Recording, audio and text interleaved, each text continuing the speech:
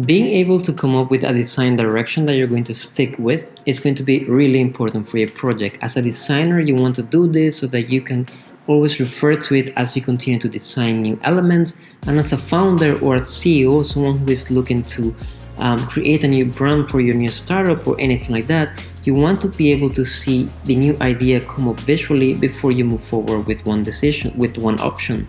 What's going on, guys? My name is Leopoldo Perella and I do videos about web design, UX design and the overall design process. Today I'm going to be talking about stylescapes, and if you have been following me on social media, you know we have been doing quite a lot of them. So if you want to find out why we do them and how we do them, stay tuned.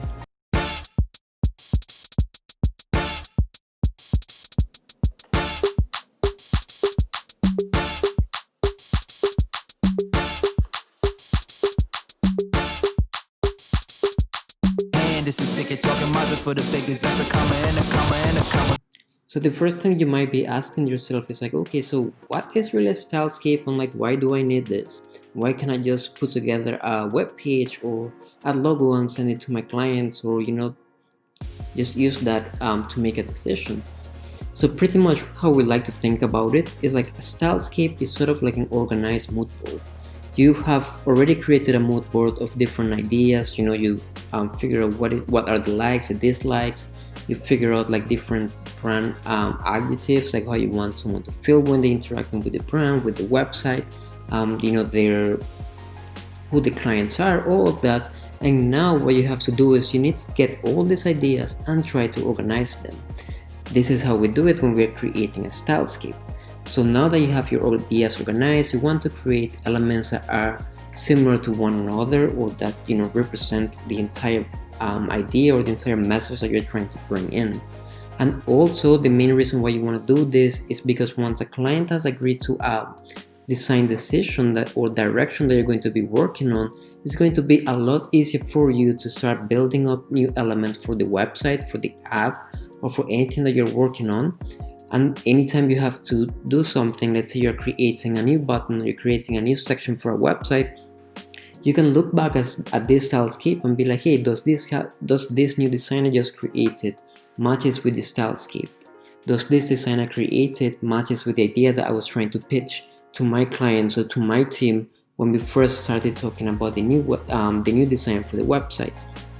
So now that we have talked about like what the stylescape and whatnot, I'm going to dive into my computer and talk to you a little bit more on how to come up with a stylescape and the different tools that you can be using to start putting your first stylescape or improve the one that you already created.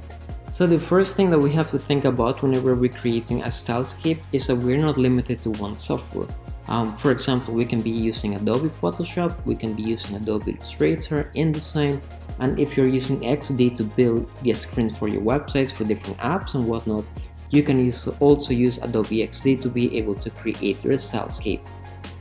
For us, we prefer to use Adobe Photoshop to be able to create our stylescape, since we already have templates created to make sure that we make this process a lot faster. So when we're looking at the stylescape, there are a couple of things that we're going to be looking for.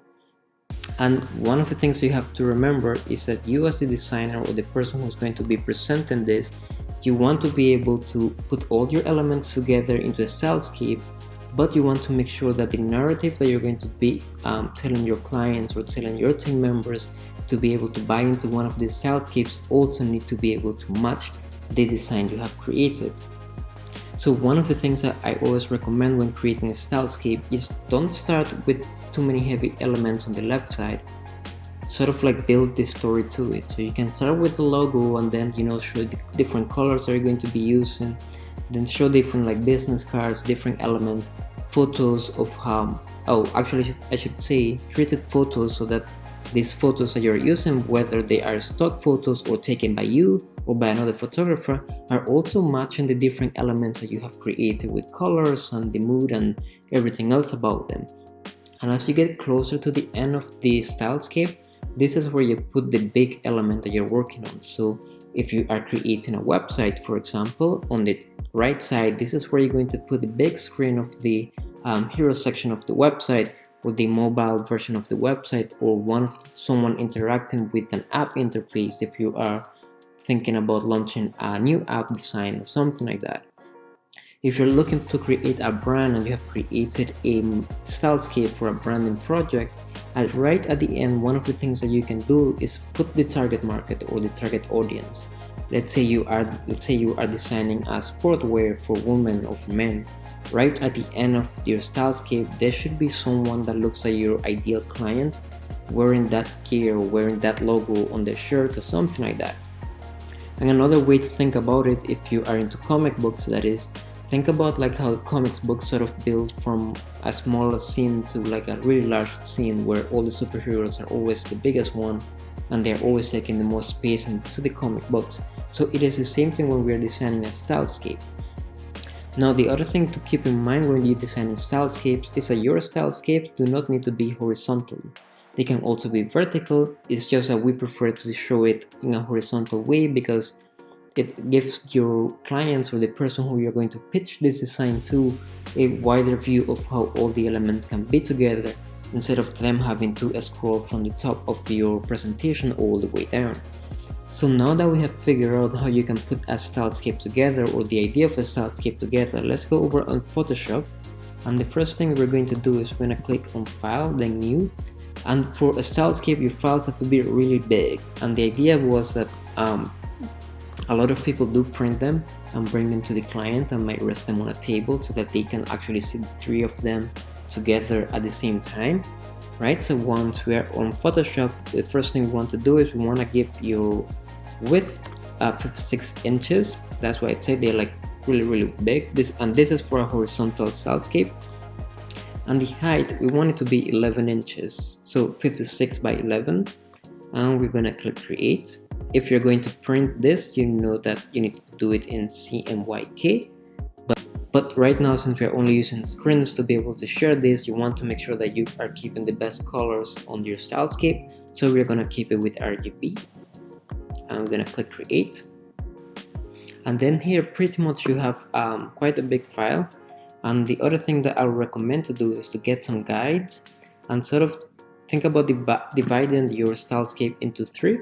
So the first section might be the smallest one, and then in the center of the stylescape, this is where you are going to be placing the most elements. So you want to give probably that section a little bit more space, and then followed by the big end right at the end, where it doesn't have to be such a big section, but it just needs to be able to take enough space that it brings your entire point at the end of the presentation. And then the other thing that you have to keep in mind is that we are working with a